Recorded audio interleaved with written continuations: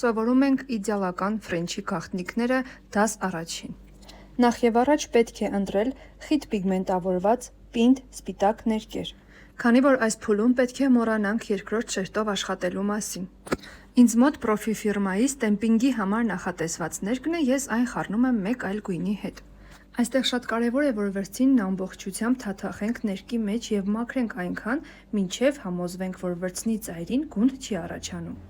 Եթե նկարել եք եւ ստացել եք այսպիսի ծավալ, նշանակում է հարթեցման ժամանակ եղունգի ազատ ծայրի հատվածում շատ նյութ եք թողել։ Այնինչ այս դեպքում, երբ նկարելու ենք ֆրենչ, եղունգի ազատ ծայրի հատվածին